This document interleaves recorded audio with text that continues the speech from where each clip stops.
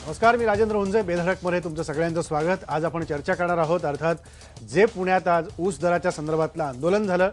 मग राजू शेट्टी इतके दिवस शांत बसून आत्ता सत्तेतला सहभाग असताना तो वाटा मिळत नाही म्हणून आंदोलन करतायत की खरंच शेतकऱ्यांचा इतका उळका आला म्हणून आंदोलन करतायत? कारण इतके दिवस शेतकरी ओरडत होता की आम्हाला 1200, 1100, 1300चा पहिला हप्ता मिळतोय. मग 3000ची मागणी करणारे राजू शेट्टी निवडणुकीच्या पूर्वी आणि त्यानंतर 3500ची मागणी करणारे रघुनाथदादा पाटील आज कुठंच दिसले नाहीत. म्हणजे मग हे राजकारण नेमकं कशासाठी सुरू आहे? आणि आघाडी सरकारनं गेल्या वेळेस जे राजकारण केलं तेच राजकारण आत्ताचं युती सरकार करतंय का? आणि यामध्ये सर्वसामान्य शेतकरी हा पूर्णपणे भरडला जातोय. त्यामुळं ऊसाचं दांडकच शेतातनं जात नाही आणि त्यातून गळालेल्या रसातली साखर देखील मिळत नाही.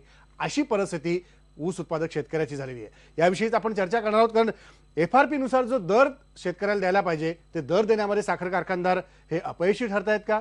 दुसऱ्या बाजूला राजू शेट्टी यांना हे ऊसाचं आंदोलन करण्याची गरज नेमकी आत्ताच का पडली? 2 वेळा मंत्रिमंडळाचा विस्तार झालाय, तिथं कुठं स्थान मिळालं नाही आणि सरकारचा मित्रपक्ष म्हणून देखील आपल्याला विचारलं जात नाही. म्हणून हे आत्ता इतक्या त्वेषाने केलेलं आंदोलन आहे का, हाही प्रश्न इथं उपस्थित होतो. आणि दुसऱ्या बाजूला जसं मी म्हटलं की या ऊसाचा प्रश्न सोडवण्यामध्ये आघाडी सरकारप्रमाणे युती सरकार देखील अपयशी होते का, याविषयी आपण बोलणार आहोत. आपल्यासोबत तायबे लोकमतचे कार्यकारी संपादक महेश म्हात्रे सर असणार आहेत. महादेव शेलार आहेत, काँग्रेसचे प्रवक्ते. गेल्या सरकारने काय निर्णय घेतले आणि आत्ताचं सरकार नेमकं काय करतंय हे ते आपल्याला सांगतील. चंद्रकांत दादा पाटील राज्याचे सहकार मंत्री हे देखील आत्ता आपल्याबरोबर फोन लाईनवरती उपलब्ध आहेत. ते कोल्हापूरहून मुंबईला प्रवास करत असल्यामुळं स्टुडिओमध्ये येऊ शकले नाहीत, त्यामुळे फोनवरती ते आपल्याकडे अवेलेबल आहेत. पुण्याच्या स्टुडिओमध्ये आपल्यासोबत स्वाभिमानी शेतकरी संघटनेचे नेते जालंधर पाटील आहेत आणि ज्येष्ठ पत्रकार आनंद दीक्षित सर देखील आहेत. ते देखील ऊसाचं राजकारण काय नेमकं चाललंय हे आपल्याला समजावून सांगतील. आणि स्वाभिमानी शेतकरी संघटनेने आत्ता हे पाऊल या क्षणाला का उचललं हे आपल्याला जालंधर पाटील सांगतील.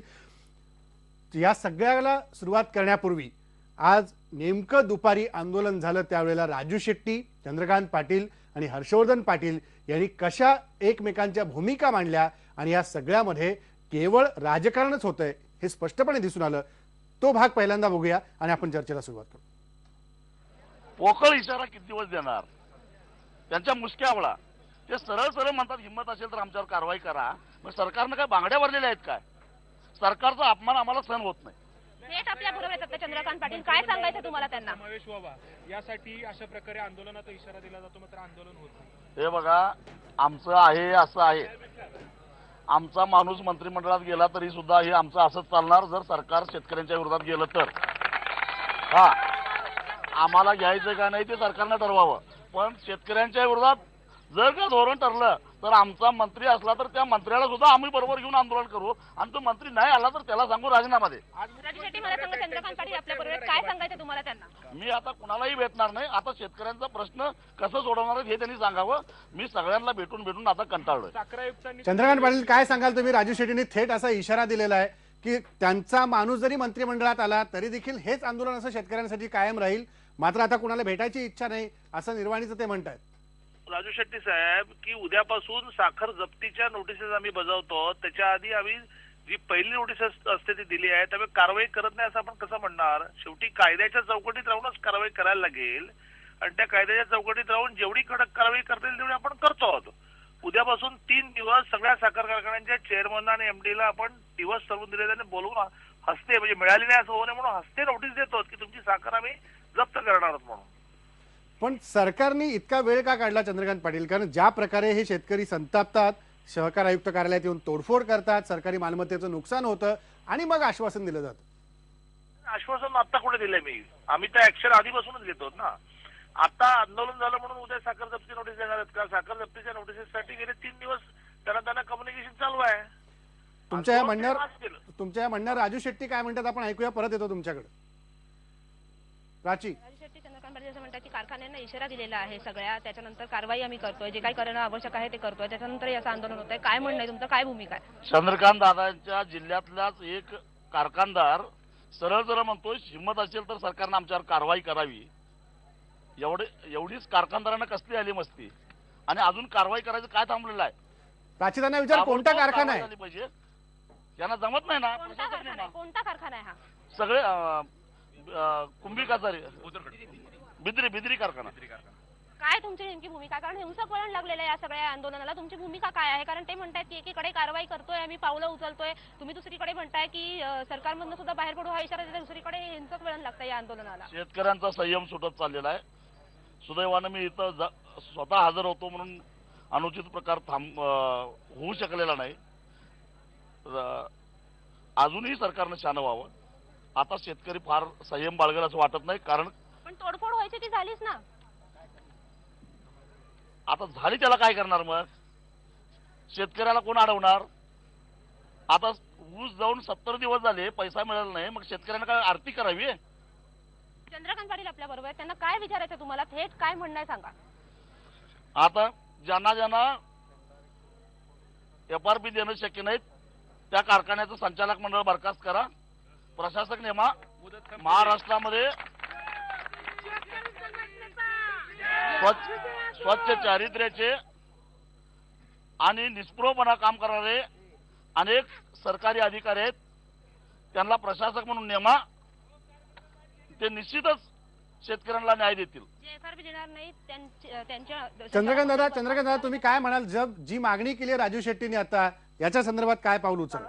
हो, त्या पहिल्या प्राची मॅडमला सांगा, शब्दाचे अर्थ वेगळे होतात. इशारा नाही, प्रत्यक्ष कारवाई सुरू केली आम्ही. इशारा म्हणजे काय?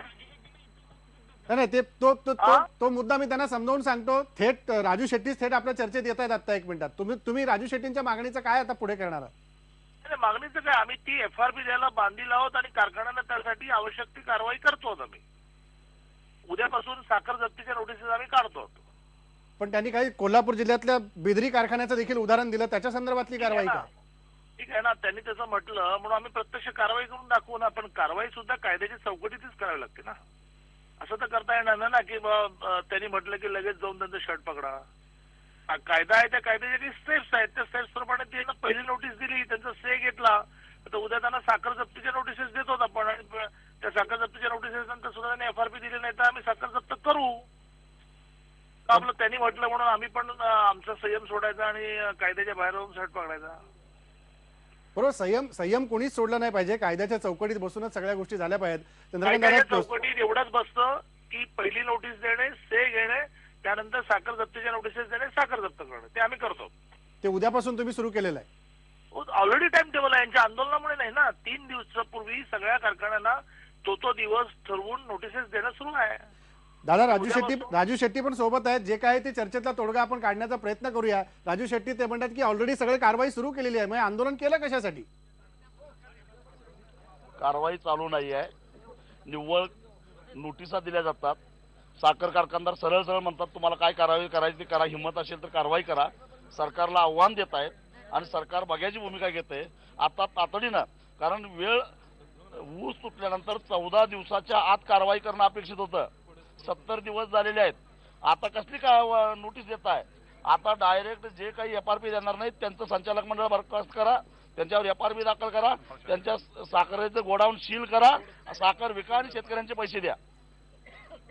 दादा, उद्यापासून 3 दिवस त्या नोटिसेस ज्या प्रत्यक्ष द्याव्या लागतात त्या कारखान्यांच्या चेअरमनला किंवा MD ला बोलून आम्ही हातात देतो आहोत. आता शेवटी आपल्या देश कायद्याने चालतो, नियमाने चालतो. त्याच्यामध्ये समोरचा माणूस कुणी जरी असला तरी त्याला काही एक प्रोसिजर आहे, त्याला काही सवलत द्यायला लागते त्याचं म्हणणं मांडायला.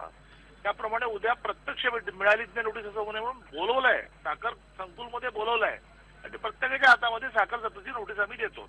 आणि राजू शेट्टी म्हणतात त्याच्यापेक्षा कडक कारवाई आम्ही करू, साखर जप्ती आम्ही करू, त्याच्या गोडाऊनला सील ठोकू, ती साखर विकू आणि शेतकऱ्यांचे पैसे देऊ.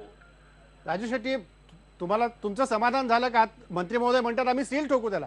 दादा, तुम्ही विधानसभेमध्ये घोषणा केली होती FRP न देणाऱ्यांच्यावर कारवाई करू. त्याला आता महिना होत आला, अजूनही कारवाई होत नाही. अजून किती दिवस होणार आहे? तारीख पे तारीख, कोर्टाच्या तारखेसारखे तारखाच मिळत आहेत आम्हाला. राजू शेट्टी साहेब, तुम्ही लोकसभेचे सदस्य आहात, तुम्हाला माहिती आहे की तारीख बदलण्यासाठी तुम्हाला केंद्रात जाऊन कायदा बदलायला लागेल. त्याची जी प्रोसिजर आहे त्याच्यात कुठे आम्ही कमी पडलो ते जरा तुम्ही कागद पेन घेऊन बसा आणि सांगा आम्हाला. त्याला जर तीच प्रोसिजर असेल, नाही, पहिलं विभागीय जे कारखानदार सरळ म्हणतात सरकारची हिंमत काढतायत कारखानदार. कोणी काही म्हटलं तरी त्याच्या लेवलला जाऊन काही करायचं का कायद्याप्रमाणे करायचं हे सांगा ना मला. खरं तर कायदा कायदा हेच सांगतो 14 दिवसाच्या आत FRP नाही दिली तर त्या साखर कारखान्यांच्यावर कारवाई करण्याचा अधिकार साखर आयुक्तांना आहे. जिल्हाधिकाऱ्यामार्फत ती कारवाई व्हायला पाहिजे. साखरेचे गोडाऊन सील व्हायला पाहिजेत. हो, त्या स्टेप्स पूर्ण होत होत उद्या त्यांना साखर तुमची जप्त करू अशी नोटीस आपण देतो आणि त्यातला कालावधी 7 दिवसाचा संपला तर त्यांच्या गोडाऊनला सील ठोकतो, त्याची साखर विकतो, शेतकऱ्यांना पैसे देतो. राजू शेट्टी, आता मंत्र्यांनी स्पष्ट सांगितलं की कारखान्याला तिथं जे काही साखर जप्तीचं काम असेल ते आम्ही करू, त्या कारखान्याला सील ठोकायचं असेल तर ते करू. आता तरी तुमचं समाधान झालंय की नाही? तुमची भूमिका काय? दादा हे सांगतायत पण त्यांचं प्रशासन ऐकत नाही. प्रशासन हे साखर कारखानदारांना सामील झालेलं आहे. या साखर आयुक्तांना मी वेळोवेळी सांगितलेलं आहे. 1.5 महिन्यापूर्वी ऊस दर नियंत्रण मंडळाची बैठक झाली. त्या बैठकीत ठरलेलं होतं. त्यावेळी हे स्वतः साखर आयुक्त होते. त्यांनी कारवाई करायचं आश्वासन दिलेलं होतं पण त्यांनी काही कारवाई केलेली नाही. दादा, हे खरं आहे का? कारवाई केली नाही असं म्हणता येणार नाही. पुन्हा पुन्हा पुन्हा पुन्हा तेच मी सांगेन की पहिली विभागीय आयुक्तांनी नोटीस देऊन 15 दिवसाचा अवधी द्यायचा असतो. त्याच्यावर विभागीय आयुक्तांकडे स्टे मिळतो. त्याच्यातून समाधान झालं नाही तर राज्याचा आयुक्त नोटीस देतो, स्टे घेतो. ही सगळी प्रोसिजर पूर्ण झाली. आता त्याच्यातून आपलं समाधान न झाल्यामुळे सरकारचं आपण त्यांना साखर जप्तीची नोटीस सुद्धा देतो हँड डिलिव्हरी. त्या नोटीसला त्यांनी प्रतिसाद दिला नाही तर 7 दिवसामध्ये त्यांची गोडाऊन सील करू आणि साखर जप्त करू. पण ते म्हणतात की मंत्र्यांचं प्रशासन ऐकतच नाही. असं काही नाही, असं काही नाही. प्रशासनाला ऐकायला काय झालं? प्रशासनाला घरी पाठवू आम्ही. कोणी प्रशासन ऐकलं नाही तर कुठल्याही स्तरावर असेल त्याला घरी पाठवू. राज्याचे माजी सहकार मंत्री हर्षवर्धन पाटील देखील आपल्यासोबत आहेत. पाटील साहेब, गेल्या सरकारमध्ये देखील हाच सगळा गोंधळ पाहायला मिळाला होता आणि आताही हाच पाहायला मिळतोय. तुम्ही काय म्हणाल? नाही, मला असं वाटतं ही दुर्दैवी बाब आहे. गेले 3 महिने झालं राज्यातले साखर कारखानदारी सुरू झाल्यानंतर अद्यापपर्यंत या ऊस दराच्या बाबतीमध्ये आणि जी काही आता अडचण निर्माण झाली याबद्दल कुठेही बैठक झालेली नाही. आम्ही वारंवार पत्र दिले आणि खरं म्हणजे शेतकऱ्यांना जो पहिला ऍडव्हान्स आहे तो 2,500 रुपयाच्या पुढे मिळालाच पाहिजे अशी आपली सगळ्यांची भूमिका आहे. आणि असं असताना जर जे आंदोलन करत होते ते सरकारमध्ये आता आहेत, मला वाटतं त्यांनी निर्णय घ्यावा. आज 3 महिने होऊन निर्णय होत नाही आणि खरंच खूप अडचण आहे शेतकऱ्यांच्या. आज हा साखर उद्योग पूर्ण संपणार आहे. साखर उद्योग काय फक्त कारखानदाराचा नाहीये, तो शेतकऱ्यांचा आहे. आणि अशा परिस्थितीमध्ये जर कुठलाच निर्णय होणार नसेल तर आज ऊसाची शेती आणि मुळात ऊस पिकवायचा का नाही या विचारामध्ये शेतकरी. हर्षवर्धन पाटील साहेब, तुम्ही कुठल्या कायद्याच्या आधाराने 1500 रुपयाची उचल दिली ते सांगा पहिला. दुसऱ्याची माफक करू नका. तुम्ही कुठल्या आधाराने पैसे दिले? तुम्ही पहिला गुन्हेगार आहात. तुमच्यावरच कारवाई झाली पाहिजे आणि म्हणून मी पुण्यात आलोय. हॅलो पाटील साहेब, राजू शेट्टी आपल्यासोबत आहेत पुण्याहून थेट. नाही नाही, आम्ही 1800 रुपये दिलाय. तुम्ही हर्षवर्धन पाटलांच्यावरच कारवाई झाली पाहिजे म्हणून मी पुण्यात आलोय. FRP जास्त आहे, द्यायला पाहिजे. नाही नाही नाही नाही. हर्षवर्धन पाटील साहेब आपल्यासोबत राज्याचे सहकार मंत्री चंद्रकांत पाटील देखील आहेत आणि राजू शेट्टी देखील आहेत. तुम्ही किती दिली शेतकऱ्यांना आणि ती नियमात बसली घ्या. का? राजू शेट्टी, एक मिनिट उत्तर देऊ द्या. राजू शेट्टी, एक मिनिट उत्तर देऊ द्या त्यांना. तुम्ही आता काय प्राश्चित घ्यायला तयार आहात हे सांगा. खासदार साहेब, आम्ही 1800 रुपये पहिलं पेमेंट शेतकऱ्यांना आता तुम्ही दिलेलं आहे. प्रायश्चित्त आमचा काय केलं? FRP कायदा मोडला का नाही? ऐकून घ्या. एक मिनिट उत्तर देऊ द्या राजू शेट्टी, त्यांना उत्तर देऊ द्या. आमचं शुगर केन उत्तर ऐकून कंट्रोल घ्या. भंग केला का नाही? खासदार नाही साहेब, तुम्ही भंग केला का नाही? तुम्ही स्वतः राजू शेट्टी, वैयक्तिक हर्षवर्धन खासदार साहेब, पाटील चेअरमन या नात्यानं भंग केला का नाही तुम्ही? राजू शेट्टी, एक मिनिट शांत राहा, त्यांना उत्तर देऊ द्या. एक मिनिट उत्तर देऊ द्या. ऐका जरा 1 मिनिट. हे बघा खासदार साहेब, आपण आम्हाला उसाला दर मिळवून द्या. आता तुम्ही सत्तेत आहात, तुम्ही आम्हाला दर द्या ना. हो सत्तेत आहे म्हणून आम्ही तुम्हाला अटक तुमच्याकडे करायची मागणी करतोय करायला आलोय मी आता. इथं. अहो नाही मी तुम्हाला सत्तेत आमचा आहे पाठिंबा म्हणून आहे. तुम्हाला अटक करायला मागणी करायला आलोय इथं मी. अहो तुम्हाला आमचा आणि पाठिंबा आहे. तुमच्यासारख्या राजू चोरांनी शेट्टी, साखर तुम्हाला उद्योगाचं कोण नुकसान नाही केलेलं आहे. मी दोघांना, राजू शेट्टी आणि हर्षवर्धन पाटील, थोडंसं तुम्ही थांबा. राज्याचे सहकार मंत्री चंद्रकांत पाटील काय म्हणतात ते ऐकूया आपण. दादा, अरे हर्षवर्धन पाटील साहेब म्हणतायत की शेतकऱ्याला न्याय मिळाला पाहिजे, मग त्यांनी न्याय द्यावा ना. विक्रमसिंह गाडगेंनी जसं सगळ्या प्रकारची ओढाताण करून FRP दिला, सदाशिवराव मंडलिक कारखान्याने दिला, दिलीप वळसे पाटलांनी दिला, हर्षवर्धन पाटलांनी पण द्यायला पाहिजे. हर्षवर्धन पाटील यांच्याशी संपर्क तुटलेला आहे आपला, पण जी मागणी तुटणार नक्की तुटणार, मला माहिती होतं. संपर्क तुटणारच होता, मला माहिती होतं. नाही, परत आपण जोडण्याचा प्रयत्न करू. राजू शेट्टी, परत जोडण्याचा प्रयत्न करू. मात्र जी भूमिका सहकार मंत्र्यांनी आता घेतलेली आहे की उद्यापासून सगळ्या प्रकारची कारवाई याच्या आधीही सुरू झालेली आहे, पण तुम्ही जी मागणी केली त्यानुसार उद्याही पुढे 5-6 दिवसामध्ये नाही जर दर दिला साखर कारखान्याने तर कारवाई करू, सील करू गोडाऊन, असं सहकार मंत्री म्हणतायत. आता किमान नाही, या मला मागण्या दादाला मान्य आहेत की एवढं नाही? सांगायचंय, दादा एवढं सांगायचंय मला, आमची आता सतकली, आता आम्ही काय थांबत नाही. मला राग येतोय. राजू शेट्टी साहेब, अशा प्रकारचे म्हणजे तुम्ही आंदोलन करा, परंतु हिंसक आंदोलन करण्यातून सरकारी मालमत्तेचं नुकसान करून आपण काय साधणार? आपल्याला त्याच्यातून शेतकऱ्यांचं हित पाहिजे आणि त्या हिताच्या दृष्टीने आम्ही करतोच प्रयत्न. शांततेने पण आंदोलन करता आलं असतं. राजू शेट्टी हिंसक पाऊल का उचललं? नाही, मला अजिबात गडबड नाही. मी तर शांतपणानं बसलो होतो. पण आणि कार्यकर्ते आता का मी खवळले? शेतकऱ्यांनाही शांत केलेला आहे.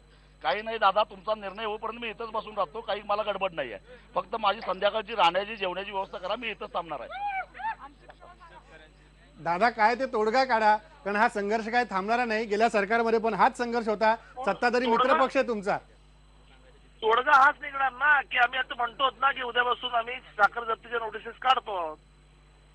तुम्ही किती वेळ हा टॉक चालवला तरी त्याच मुद्द्यावर गाडी येणार की मी काय त्यांची सटकली म्हणून माझी सटकली असं करून कायद्याच्या बाहेर काही करू शकणार नाही ना.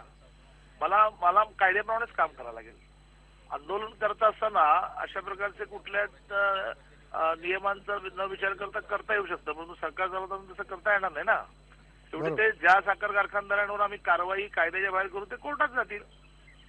गेले महिना 2 महिने अशा प्रकारचे डायनामिक निर्णय करताना लक्ष द्यायचं की प्रत्येक जण उठतो आणि कोर्टात जातो, स्टे घेतो. त्यातून काय साधणार? आता समजा आम्ही निर्णय केला किंवा त्याला नोटिसेस देऊन स्टे न घेता ताबडतोब सील करा, हे आमचा स्टे घेतला नाही, आमचं म्हणणं ऐकून घेतलं नाही म्हणून कोर्टात जातील.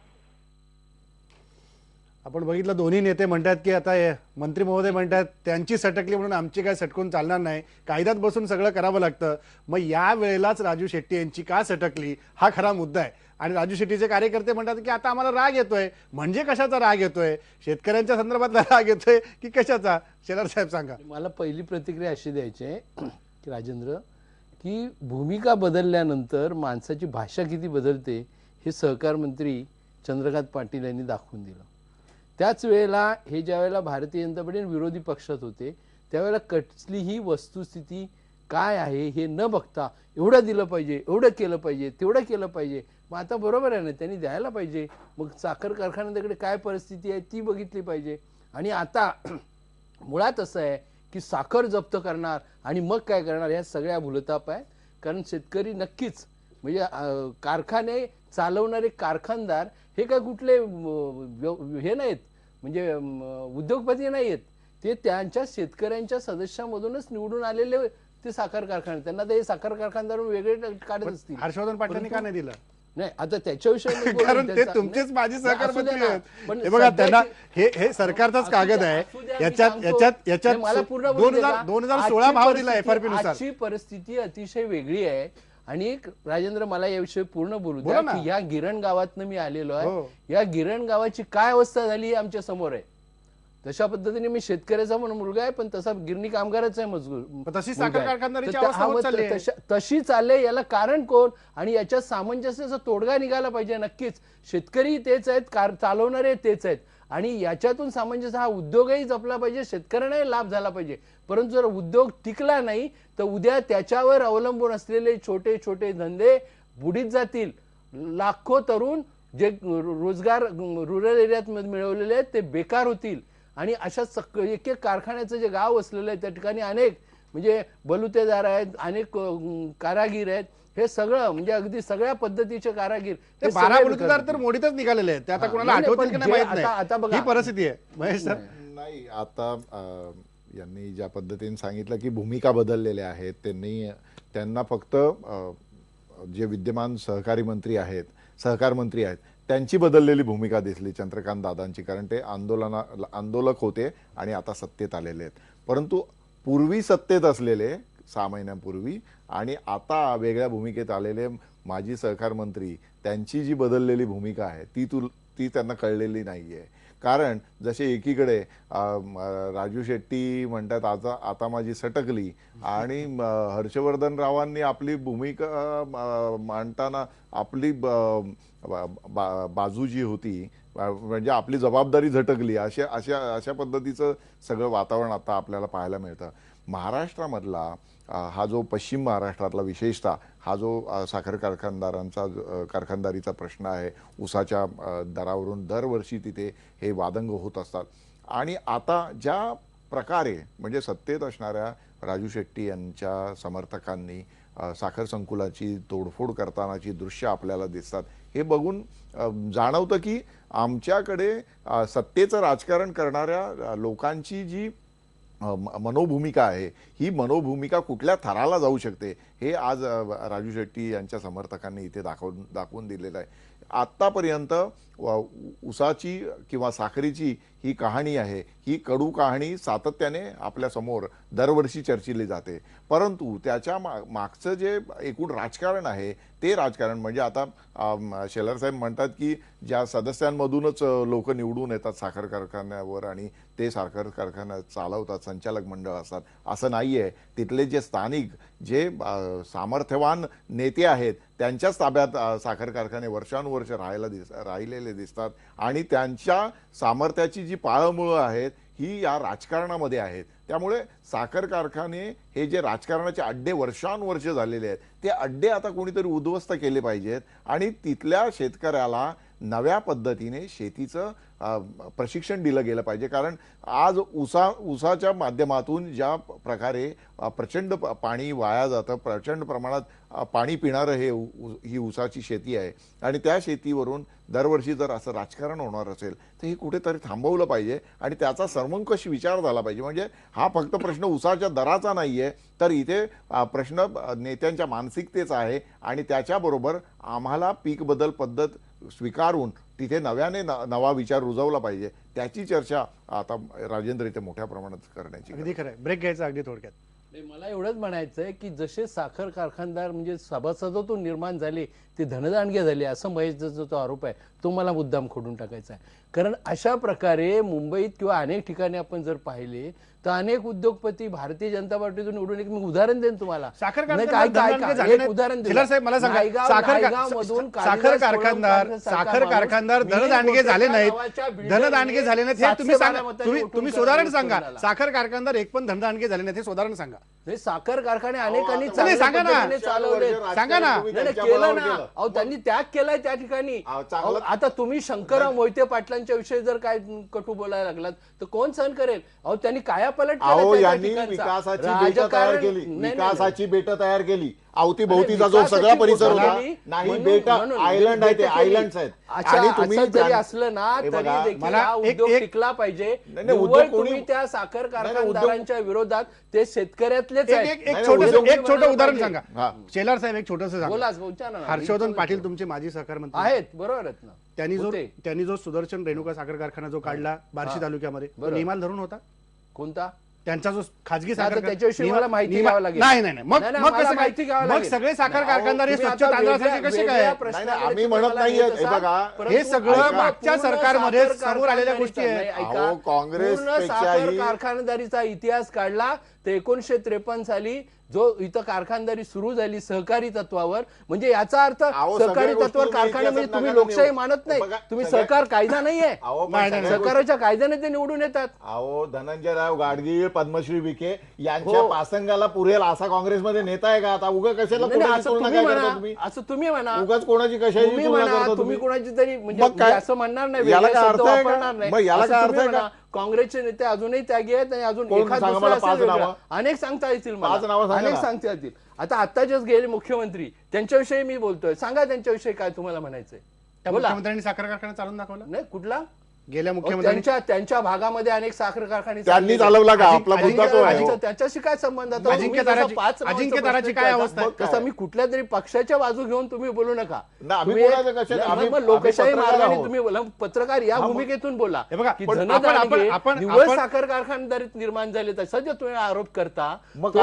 गरीब लोक क्षेत्रामध्ये गरीब लोक अनेक लोकांनी भाकरी बरोबर घेऊन कारखाने काढले होते. आताची काय परिस्थिती आहे? काढले होते. आता ते सगळं पिळून खाल्ले ना. जर सुबत्ता आली तर त्याला काही ठिकाणी आता याच्यावरती अनेक मेडिकल कॉलेजेस उभी राहिली याच्यामुळे अनेक इंजिनिअरिंग कॉलेजेस उभे ते राहिले. कोणामुळे झाले? अनेक छोटे छोटे उद्योग निर्माण झाले. शेतकऱ्याच्या जे पदरात कारखाने काय निर्माण पडलं? झाले. हा खरा मुद्दा. शेतकऱ्यांच्या शेतकऱ्याच्या पदरात काहीच पडलं नाही. शेतकऱ्यांच्या पदरात जेवढं देण्याचं तेवढा कारखानदार प्रयत्न करत असतात.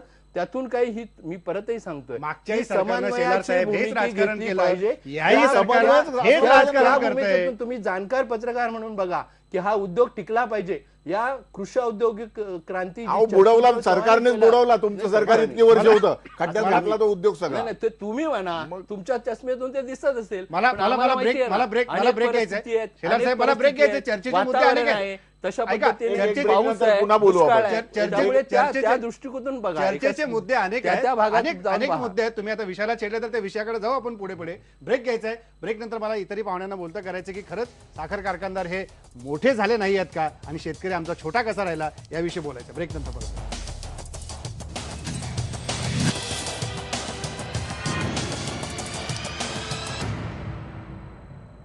ब्रेक नंतर पुन्हा एकदा स्वागत. आपल्यासोबत आता जालंधर पाटील आहेत, नेते स्वाभिमानी शेतकरी संघटनेचे. जालंधर पाटील, काय असं आज इतकी अचानक जरुरी भासली की तुम्हाला थेट येऊन या आंदोलनामध्ये उडी घ्यावी लागली? सहकार आयुक्तालय फोडावं लागलं. आता माहिती अशी कळते की सांगलीमध्ये देखील काही तोडफोड करण्यात आलेली आहे. तर का हे पाऊल उचलावं लागलं? या वर्षीच्या जयसिंगपूरच्या ऊस परिषदेमध्ये FRP नुसार मिळणारा जो काही दर आहे त्या दरा संदर्भातच आम्ही जयसिंगपूरच्या ऊस परिषदेमध्ये घोषणा केलेली होती. कारण महाराष्ट्रामध्ये झालेल्या विधानसभेच्या निवडणुकीमध्ये मोठ्या प्रमाणामध्ये स्वाभिमानीला आलेलं अपयश आणि कार्यकर्त्यांच्या मध्ये जो एक उत्साह आम्हा नेत्यांना जो जाणवत नव्हता, त्यासाठी भले ठीक आहे 1 वर्ष आपण कायद्याची लढाई खेळूया, या अनुषंगानं कायदेशीर लढाईचं साधारणतः रणशिंग आम्ही जयसिंगपूरच्या ऊस परिषदेमध्ये केलं. त्यानंतर साखर कारखाने सुरू झाले. आज जवळजवळ 70 दिवस झालेले आहेत. FRP नुसार 14 दिवसाच्या आत शेतकऱ्यांना बिल देण्याचा कायदा असताना जवळजवळ 70 दिवस पुढे जात आहेत. महाराष्ट्र राज्याच्या सहकार मंत्र्यांच्या बरोबर चर्चा झालेल्या आहेत, मुख्यमंत्र्यांच्या बरोबर चर्चा झालेल्या आहेत, कोल्हापूरच्या कलेक्टरांच्या सोबत कोल्हापुरातल्या शेतकऱ्यांनी चर्चा केल्या आहेत, सांगलीतल्या कलेक्टरांच्या बरोबर सांगलीतल्या शेतकऱ्यांनी चर्चा केल्या आहेत, सोलापुरातल्या कलेक्टरांच्या बरोबर आम्ही चर्चा केल्या आहेत. असं असताना सुद्धा केवळ चर्चेच्या गुऱ्हाळामध्ये जर शेतकऱ्याला तुम्ही ठेवणार असाल तर महाराष्ट्राचे मुख्यमंत्री माननीय देवेंद्रजी फडणवीस आणि सहकार मंत्री चंद्रकांत दादा पाटील यांना मी नम्रपणानं आवाहन करतो की तुम्ही 14 दिवसाच्या नंतर होणारे जेवढे दिवस आहेत तेवढ्या दिवसाचं व्याजासहित शेतकऱ्यांचं FRP नुसार होणारं बिल द्यायला आमची नैतिकता म्हणून आम्ही स्वीकारतो आहोत. हा शब्द महाराष्ट्रातल्या तमाम शेतकऱ्यांना तुम्ही जर दिला असता तर कदाचित आज हे पाऊल उचलायची वेळच आली नसती. आम्हाला काही हे करण्यामध्ये हौस आहे अशातला भाग नाही. कारण शेवटी साखर संकुल कार्यालयाची प्रत्येक वीट आणि वीट आमच्या शेतकऱ्यांच्या घामातून उभी राहिलेली आहे. पण साखर कारखाने आम्ही आमचे म्हणायचे, साखर संकुल कार्यालय आम्ही आमचं म्हणायचं. आणि मग मला सांगा, कोल्हापूरमध्ये सुद्धा राष्ट्रवादीचे जिल्हाध्यक्ष माजी आमदार KP पाटील साहेब स्पष्टपणानं असं म्हणतायत की एकदा आमच्यावरती फौजदारी गुन्हे तरी दाखल करा की आम्ही कारखाने बंद ठेवतो. मग कारखाने बंद ठेवणारे हे त्या कारखान्याचे मालक लागून गेले का मला सांगा? एका बाजूला शेतकरी कारखान्याचा मालक आहे असं तुम्ही म्हणता आणि दुसऱ्या बाजूला ते कारखाने बंद ठेवण्याची तुम्ही भाषा करता. त्यापेक्षा शेतकऱ्यांना न्याय द्या. आज जो अपुरा दुरावा तयार झालेला, यापूर्वी सुद्धा 10 वर्षामध्ये अनेक वेळा असा अपुरा दुरावा तयार पण जालंधर पाटील तोडफोड करून, जाळपोळ करून, लाठ्या काठ्या हातात घेऊन, ऊस हातात घेऊन प्रश्न सुटणार आहे? शेतकऱ्यांच्या पदरात पैसे पडणार आहेत? नाही, ही कुठली भाबडी समजूत आपण घेऊन बसलोय? मागच्या वेळेला देखील अशाच प्रकारचं आंदोलन गेल्या सरकारमध्ये केलं, एका शेतकऱ्याचा बळी जावा लागला, तेव्हा कुठं आंदोलन थोडं शांत होत गेलं. ऐन दिवाळीमध्ये असं झालं आणि आता फक्त आपल्याला कुठली आस लागली म्हणून आंदोलन करतोय आपण. मग असा कोणताही बळी जाऊ नये म्हणून तर तुम्हाला सांगतो 70 दिवस आम्ही गप्प बसलो. म्हणून हे तर पाऊल. आम्ही कायद्याच्या लढाईची भाषा या वर्षीच्या आंदोलनामध्ये केली. जर तुमची प्रत्येक कारखान्याबाबतची भूमिका असेल, माझा एक छोटा प्रश्न आहे तुम्हाला. शिरोळ मधल्या श्रीदत्त कारखाना जो आहे, साखर कारखाना सारे पाटलांचा, याच्या पुढे का आंदोलन नाही केलं स्वाभिमानी शेतकरी संघटनेनं? नाही, एक असं आहे लक्षात घ्या की आम्ही नाही, राजकारण काय सांगा ना. जर राजकारण सरकार करते असा आरोप असेल स्वाभिमानी शेतकरी संघटनेचा, तर मग शिरोळच्या कारखान्यासमोर स्वाभिमानी शेतकरी संघटना का उभी राहत नाही? एक साहेब लक्षात घ्या की मला आतापर्यंत शाहू सहकारी साखर कारखान्यानं FRP ची पहिली घोषणा केली नाही, त्याने मी आमची शिरोळचं अडचण झाली. विचारतोय. असं कधी शब्द प्रयोग शिरोळच्या कारखान्याचं विचारतोय. नाही, मला सांगा आज शिरोळ कारखान्याची FRP जी काही बसते ना ती देण्याची घोषणा जर त्या माणसांनी केलेली असेल आणि आतापर्यंत FRPच्या बेसनुसार जर त्यांनी दर दिलेला असेल तर मला सांगा त्यांच्या विरोधामध्ये आंदोलन करण्यापेक्षा जे शेतकऱ्यांना न्याय देतो म्हणतायत त्यांच्या विरोधात आंदोलन करण्याची गरजच काय मला सांगा. मग हेच तर सहकार मंत्री तुम्हाला वारंवार म्हणतायत की आंदोलन करू नका, प्रश्न सोडवू. जर ह्यांचं आश्वासन तुम्हाला पटत नाही, तुम्ही सत्तेत असून आणि तुमच्या जवळच्या माणसाचं तुम्हाला पटतंय, म्हणजेच राजकारण आहे. नाही, मला जर सहकार मंत्री जर असं म्हणत असतील तर माझी त्यांना नम्र एवढीच सूचना आहे की महाराष्ट्र राज्याचे मुख्यमंत्री देवेंद्रजी फडणवीस आणि चंद्रकांत दादा यांनी महाराष्ट्राच्या तमाम ऊस उत्पादकांना एक शब्द द्यावा की 14 दिवसाच्या पुढे जेवढे ऊस उत्पादकांचे दिवस झालेले आहेत तेवढ्या ऊस उत्पादकांचे FRP प्लस त्या रकमेचं होणारं व्याज देण्यासाठी आम्ही महाराष्ट्राचे मुख्यमंत्री आणि सहकार मंत्री या नात्यानं आम्ही बांधील आहोत. एवढा जरी त्यांनी आतापर्यंत शब्द दिला असता तर कदाचित आजची घटना टळली असती. लक्षामध्ये घ्या. आणि प्रत्येक वेळेला तुम्ही सरकारमध्ये आहात ह्याही पेक्षा मी असं म्हणेन लक्षामध्ये घ्या की गेल्या 15 वर्षामध्ये काँग्रेस तुम्ही सरकारमध्ये नाही आहेत का जालंधर पाटील? सोपी गोष्ट आहे. सरकारमध्ये नाही आहेत तुम्ही, आता जाहीर करून टाका. जाहीर करून टाका. राजू शेट्टींना पण कळवू आपण. उद्या नाही हे बघा माझा ऐका, उद्या जरी आम्ही सरकारमध्ये आमचा एखादा राज्यमंत्री जरी आला तरी आम्ही आमची भूमिका सोडून बाजूला जाणार आहोत अशातला भाग नाही. लक्षामध्ये म्हणजे राज्यमंत्री यावा म्हणून हे दबाव तंत्र नाहीये का एका बाजूला?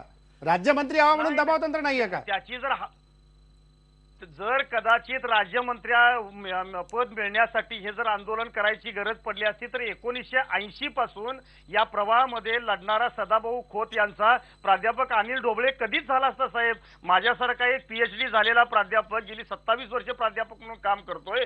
एखाद्या प्रस्थापित पक्षाचे जर मला सांगा आम्ही ओझी उचलली असती तर आम्ही सत्तेचे दलाल झालो असतो. तो भागच गौण आहे. लक्षामध्ये घ्या. सत्ता आणि चळवळ आणि आमचा न्याय.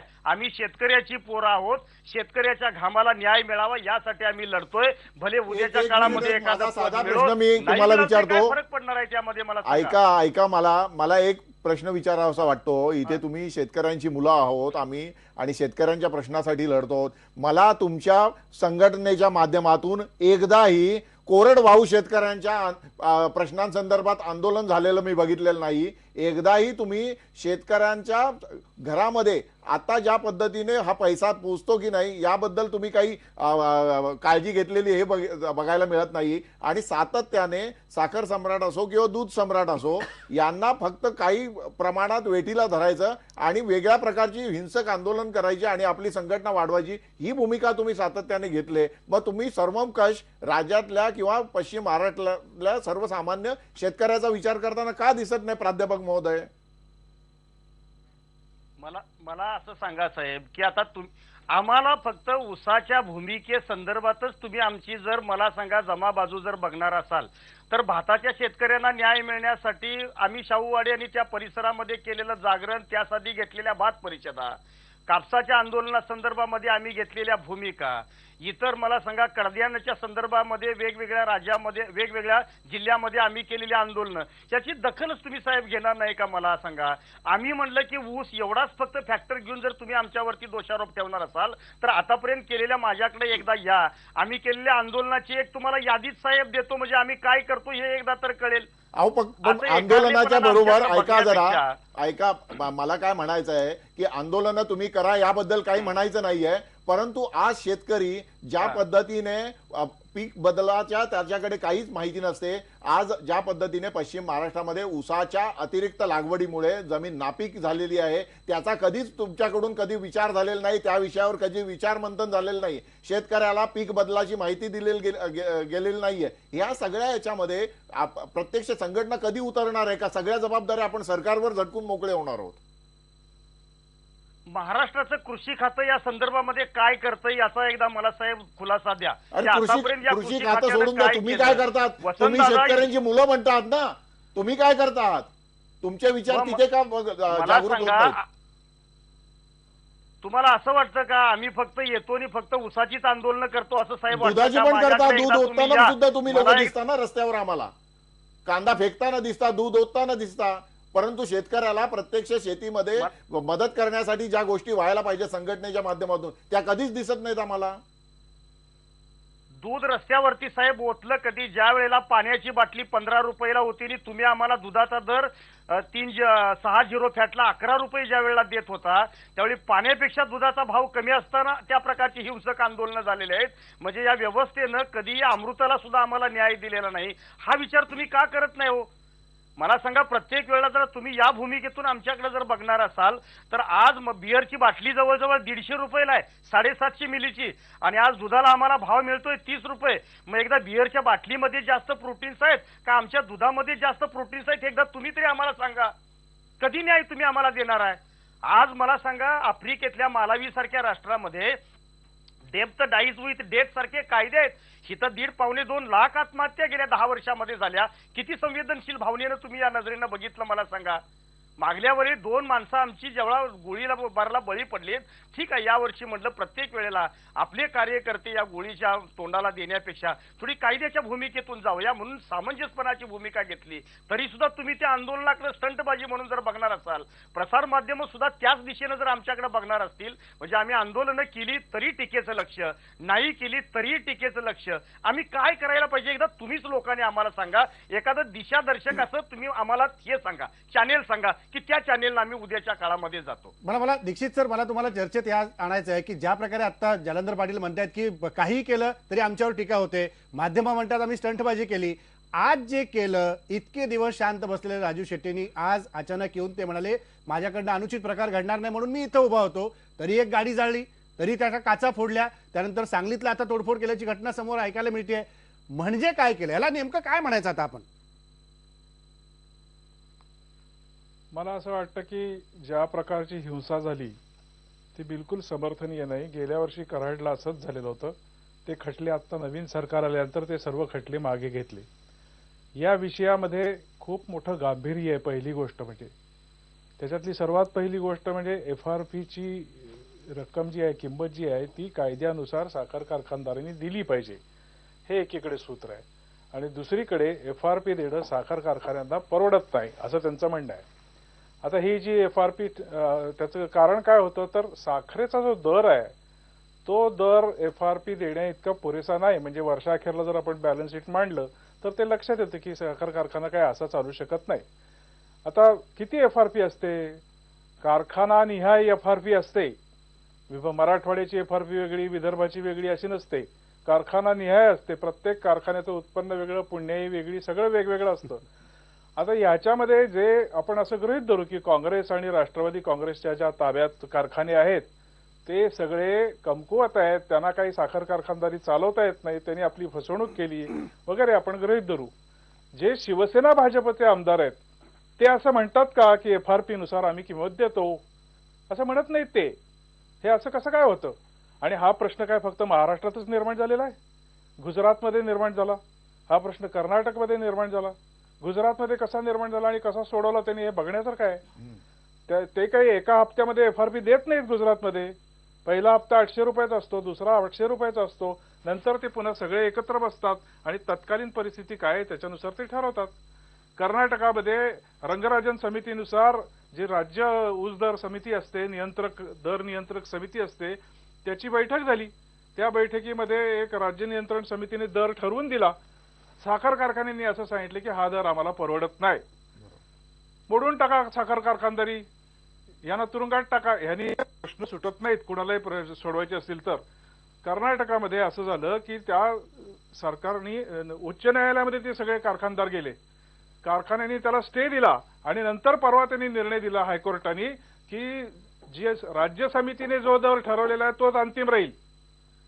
राज्य सरकारची जी समिती असते ऊस दराच्या संदर्भात त्यांनी जो निर्णय दिला तोच अंतिम राहील असं ठरलं.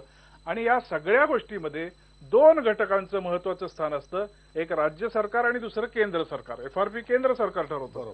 तेव्हा त्यांना बफर स्टॉक करायला परवानगी द्यायची का काय, उपउत्पादनांमध्ये अनुदान द्यायचं का? सरकारला गेल्या वर्षी काय झालं हो महाराष्ट्रामध्ये, राजू शेट्टी आणि खासदार सदाशिवराव म्हणले की या दोघांच्या मध्ये तह झालं की ते आंदोलन संपलं. असं काय त्याच्यात सरकारने काहीच सहभाग घेतला नाही. आपल्याला आठवत असेल तर मुख्यमंत्री पृथ्वीराज चव्हाण असं म्हणत होते की हा काही सरकारचा विषय नाही. हे चूक होतं, पण ते त्यावेळेला तशी मंडलिक आणि राजू शेट्टी यांची युती झाली. यावेळेला काय परिस्थिती होते आहे, यावेळच्या साखरेचं उत्पादन काय प्रकारचं होत आहे, हा एक उद्योग आहे. म्हणजे हे सरकारचे ऑडिटर असतात आणि प्रत्येक कारखान्याचं ऑडिट सरकारचे ऑडिटर करतात. तुमची ब्युरोक्रेसी जी आहे, तुमची नोकरशाही जी आहे, ती इमानदारीनं काम करत नाही. असं आतापर्यंत महाराष्ट्रातल्या एका तरी सहकारी साखर कारखान्यावरती एका तरी ऑडिटरने असे विपरीत शेरे मारलेले आहेत का? हे बरोबर नाही, हे चोर आहेत, यांनी असं केलंय, असं काही म्हटलेलं नाही. त्यामुळे हा प्रश्न आर्थिक आहे. साखर कारखान्याचा उद्योग धंदा म्हणून जो दर्जा वाढवायला पाहिजे तो बघायला पाहिजे. आणि सगळ्यात महत्वाची गोष्ट म्हणजे या सगळ्यामध्ये सर्वात बळी जातो तो शेतकरी जातो. बरोबर. म्हणजे आज शेतकरी हवाल दिले, साखर कारखानदारी हवाल दिलेत. याच्यातून मार्ग काढणं ही राज्य सरकारची जबाबदारी आहे. जर समजा हे आंदोलन असंच ताणत न्यायचं असेल आणि श्रेयाचं राजकारण करायचं असेल तर साखर कारखानदारी मोडल्याशिवाय राहणार नाही. बरोबर सर, साखर कारखानदारी मोडल्याशिवाय राहणार नाही. तुम्ही म्हणालात ते खरं आहे. ब्रेक घ्यायचा मला, ब्रेक नंतर मी येतो शेलार साहेब तुमच्याकडे.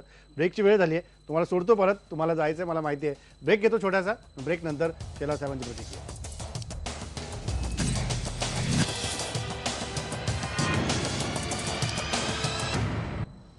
शेवटच्या भागात कार्यक्रमाच्या आपण आलेलो आहोत. अगदी थोडा वेळ आहे. मला जालंधर पाटील तुमच्यापासून खरी सुरुवात करायची आहे. हे सगळं आंदोलन झालं, तुमच्या नेत्यांना पोलिसांनी ताब्यात घेतलंय. आता पुढं काय करायचं? सरकारशी बोलणी करून, सरकारमधल्या सत्तेतले आपण मित्र पक्ष आहोत, घटक पक्ष आहोत, असं असताना सरकारशी सकारात्मक बोलणी करून शेतकऱ्यांच्या पदरात योग्य तो न्याय पाडून द्यायचा की अशाच पद्धतीचं आंदोलन सुरू ठेवायचं?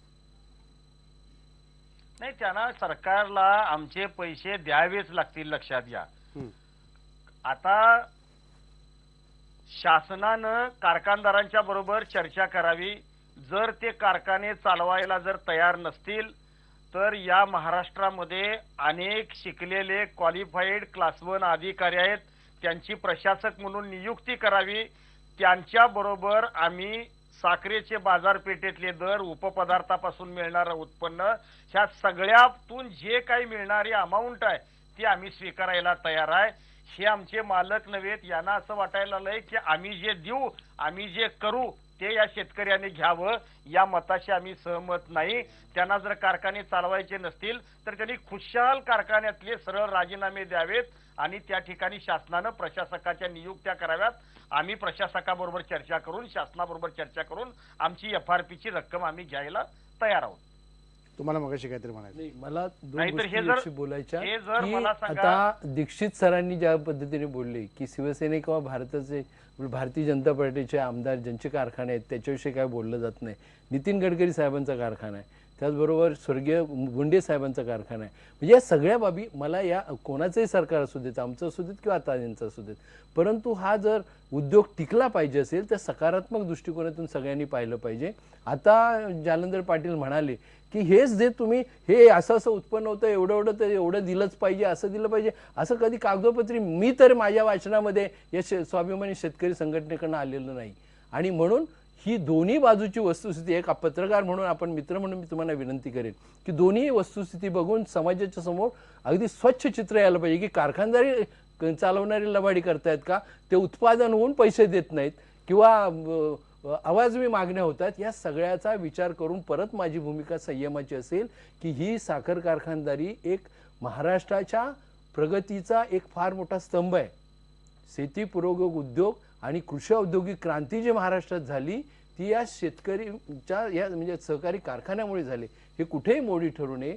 शेतकऱ्यांना न्याय मिळाला पाहिजे, कारखानदारी चालली पाहिजे, हे माझं एवढं शेवटचं मत आहे. कारखानदारी चालली पाहिजे महेश सर? नाही, कारखानदारी निश्चितच चालली पाहिजे. ग्रामीण भागामध्ये ज्या कारखानदारीच्या माध्यमातून लोकांना रोजगार मिळाला ते चाललं पाहिजे. त्याबरोबर शेतकऱ्याला योग्य दर मिळाला पाहिजे. आपल्याकडे झालेलं काय आहे परिस्थिती की कुठल्याही समस्येवर तत्कालीन उपाययोजना करण्याची पद्धत आहे. कुठलीही समस्या कायमस्वरूपी सोडवण्यावर आपल्याकडे भर दिला जात नाही. त्यामुळे ती समस्या जेव्हा चिघळते तेव्हा अन्य प्रश्न निर्माण होतात. त्यामुळे इथे पुन्हा एकदा सरकार, शेतकऱ्यांचे प्रतिनिधी, कारखानदारांचे प्रतिनिधी या सगळ्यांनी एकत्र येऊन आंतरराष्ट्रीय दरातील साखरेचा दर आंतरराष्ट्रीय बाजारातील साखरेचा दर असेल त्याचा विचार करायचा, शेतकऱ्यांच्या उत्पादनासाठी जो खर्च दिवसेंदिवस वाढत चाललेला आहे त्याचा सुद्धा विचार झाला पाहिजे. या सगळ्यातून एक चांगला मार्ग निघाला पाहिजे आणि त्या माध्यमातून शेतकऱ्याला जगवला पाहिजे, शेती टिकवली पाहिजे आणि साखर कारखानदारी सुद्धा टिकवली पाहिजे. याचा चांगल्या पद्धतीने विचार व्हावा एवढीच अपेक्षा आपण इथे करू याच्यावरती इच्छितो. मला विचार करायचा आहे की कायमचं सोल्युशन याच्यावर काढलं गेलं पाहिजे. गेल्या वेळेला पृथ्वीराज चव्हाण यांच्या कंपनीने काय केलं होतं की साखर निर्यातीसाठी प्रति क्विंटल 500 रुपये उत्पादन शुल्काच्या रकमेवर कर्ज म्हणजे द्यावं, बफर स्टॉक निर्माण करावा, साखर विकास निधी सारखाना बिनव्याजी कर्ज मिळावे, पेट्रोलमध्ये इथेनॉल, अशा अनेक उपाय सुचवले होते मनमोहन सिंग पंतप्रधान असताना. आता आमचं म्हणणं असं आहे की केंद्राची भूमिका याच्यामध्ये महत्त्वाची आहे. हे जे असे उपाय आहेत की ह्या साखर कारखानदारी टिकली पाहिजे, पुढे चालली पाहिजे, म्हणून याच्यासाठी कायमचे उपाय हे शोधले पाहिजे. आतापर्यंतच्या सरकारने केलेलं नाहीये, ते पुढच्या सरकारने तरी करावेत अशी आपण अपेक्षा करूया. आतापर्यंत त्यांना जाग नव्हती आलेली, आता पुढच्या सरकारने करावं. चांगली आहे, ग्रामीण महाराष्ट्राची आम्हाला चांगली ओळख आहे. ग्रामीण महाराष्ट्राची चांगली ओळख आहे असं तुम्ही म्हणताय, मात्र गेल्या काही सरकारमध्ये का नाही केलं? मला शेवटचा प्रश्न दीक्षित सर तुम्हाला विचारायचा आहे. ज्या प्रकारे आपण बघतोय की FRPचा मुद्दा असेल, शेतकऱ्यांच्या ऊसाच्या दराच्या संदर्भातला प्रश्न असेल, कारखानदारांचा मुद्दा असेल, किंबहुना स्वाभिमानी शेतकरी संघटनेनं उभं केलेलं आंदोलन असेल, गेल्या सरकारमध्ये देखील अशीच आंदोलन आपण पाहिली, त्याचा उल्लेख तुम्ही मागाशी केला. आता हे सरकार येऊन फक्त 4 महिने व्हायचे, 3 महिन्याच्या जवळपास सरकार आता येऊन पोहोचेल. पण अशा परिस्थितीमध्ये काय नेमकं करायला पाहिजे? नेमकं हे राजकारण होत आहे. मागच्याही सरकारला हा प्रश्न चिघळत ठेवायचा होता, याही सरकारला फारसं काय त्याचं देणं घेणं दिसत नाहीये. आल्या प्रश्न पुढे ढकलायचा आहे, चर्चा करायचे, कागदोपत्री घोडे नाचवायचे आहेत आणि ते घोडे नाचवून झाले की राजू शेट्टी पुन्हा शांत होतात. मग शेतकऱ्यांच्या पदरामध्ये ऊसाची मुळीही पडत नाही आणि ऊसाला लागलेली मातीही पडत नाही. मला असं वाटतं की मगाशी महेश म्हात्रे जे म्हणाले की महाराष्ट्रातली कारखानदारी हे राजकारणाचे अड्डे झालेले आहेत, हे बरोबर आहे. त्याचं कारण असं की सहकारी साखर कारखाने असो तर खाजगी सहकारी साखर कारखाने. आता या ताज्या पेच प्रसंगातून मार्ग कसा काढायचा हे काय आपण दोघे चौघे किंवा काय ह्याच्यातले इंटरेस्टेड वर्ग आहेत त्यांनी सांगून काय उपयोग नाही. मुख्यतः 11 नोव्हेंबरला आपलं जे राज्य ऊस दर नियंत्रक मंडळ आहे, रंगराजन समितीच्या शिफारसीनुसार ते फक्त देशामध्ये 2च राज्यांनी नेमलं, एक कर्नाटक आणि दुसरं महाराष्ट्राने. या बैठकीमध्ये साखर कारखानदारांचे प्रतिनिधी उपस्थित होते, जालिंदर पाटलांचे प्रतिनिधी उपस्थित होते, सर्व प्रतिनिधी उपस्थित होते आणि त्याच्यामध्ये FRP देता येणार नाही असं कारखानदारांनी सांगितलं आणि सरकारने आणि शेतकरी संघटनेने सांगितलं की कुठल्याही परिस्थितीत कायद्यानुसार FRP ही दिलीच पाहिजे. याच्यावरती मार्ग काय काढायचा अशी जेव्हा चर्चा झाली तेव्हा त्याच्यामध्ये काही बफर स्टॉकची योजना होती, कच्ची साखर निर्यात करण्याच्या संदर्भातले प्रश्न होते, उपउत्पादनांच्या संदर्भातले प्रश्न होते. याच्या संदर्भात राज्य सरकारने निर्णय घेतला पाहिजे. जर समजा पक्षीय अभिनिवेशाचं राजकारण करत करत हा खेळ चालू ठेवायचा असेल तर त्याच्यात शेतकऱ्याचा बळी जातो. म्हणून विशिष्ट कालमर्यादेमध्ये त्या 11 नोव्हेंबरच्या बैठकीत ज्या शिफारसी केल्या त्याच्यात सरकार काय करणार आहे, केंद्र सरकारकडून काही अनुदान मिळणार आहे का, जसं गेल्या वर्षी आपण एक्साईजची रक्कम दिली सगळ्यांना, ती सुद्धा त्यांना परत करायची सगळ्यांना, तसं सरकारची भूमिका याच्यामध्ये महत्वाची आहे. आणि ह्याच्यामध्ये मुख्यतः एकमेकांच्यावरती आरोप करायला सगळ्यांना भरपूर वाव आहे. तर ते न करता आपल्याला 15 दिवसाला पहिला हप्ता देणं हे सगळ्यात महत्वाचं आहे. गुजरातला सुद्धा तो पूर्ण हप्ता परवडत नाही, त्यामुळे त्यांनी 2-3 विभाग केलेले आहेत त्याचे. तसं गुजरातप्रमाणे समंजस धोरण स्वीकारून सरकारने, शेतकऱ्याने, शेतकरी संघटनेने याच्या संदर्भात तोडगा हा काढला पाहिजे. सहकारी साखर कारखानदारीला पर्याय म्हणून खाजगी मालकांचा जो सुळसुळाट वाढलेला आहे, ते जे मनमानी कारभार करतात त्याच्या संदर्भात सुद्धा काहीतरी निश्चित धोरण ठरवलं पाहिजे. अगदी खरं आहे की खाजगी कारखानदारी जी वाढलेली आहे त्याच्यावर देखील कुठेतरी सरकारने अंमल आणला पाहिजे. हा खरा मुद्दा आहे. राजकारण न करता, कुठल्याही प्रकारचं श्रेयाचं राजकारण न करता याच्यामध्ये सामंजस्याची भूमिका घेऊन शेतकऱ्यांना आपण खरंच न्याय मिळवून देतोय का हे बघणं अत्यंत महत्त्वाचं असणार आहे. त्यामुळे FRPच्या दृष्टीने दर देणं असेल किंवा शेतकऱ्याच्या बाजूनी घेतला गेलेला निर्णय असेल, याच्यावरती आता पुढचं सरकार काय करतं की हेच श्रेयाचं राजकारण सत्तेतला मित्रपक्ष असलेला स्वाभिमानी शेतकरी संघटना करते की सरकार शेतकऱ्यांचा कैवार घेऊन निवडणुकीच्या काळात दिलेली आश्वासनं पाळतं, हे बघणं महत्त्वाचं असणार आहे. इथंच थांबू. बघताय.